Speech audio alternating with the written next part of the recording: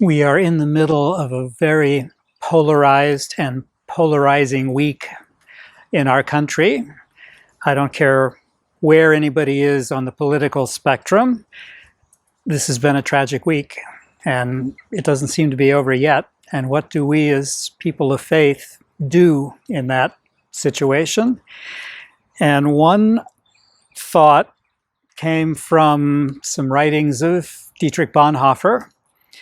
And he writes this when he is actually in prison, imprisoned by the Nazis, and will ultimately be killed by them in prison.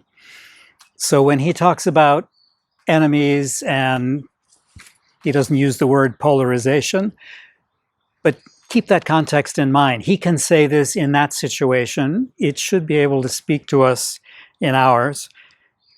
Also, keep in mind, he writes this in the 1940s when people didn't think so much about gender language, so let that pass, please.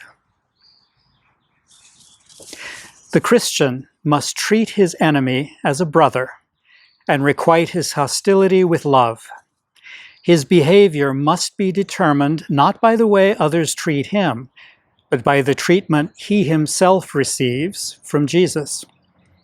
By our enemies, Jesus means those who are quite intractable, utterly unresponsive to our love, who forgive us nothing when we forgive them all, who requite our love with hatred and our service with derision.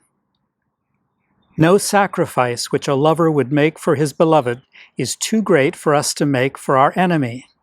If out of love for a brother we are willing to sacrifice goods, honor, and life, we must be prepared to do the same for our enemy. Through the medium of prayer, we go to our enemy, stand by his side, and plead for him to God. Jesus does not promise that when we bless our enemies and do good to them, they will not despitefully use and persecute us. They certainly will.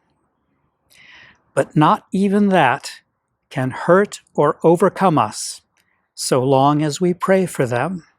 For if we pray for them, we are taking their distress and poverty, spiritual and monetary, their guilt and perdition upon ourselves, and pleading to God for them. It's hard to hate somebody when you're praying for them.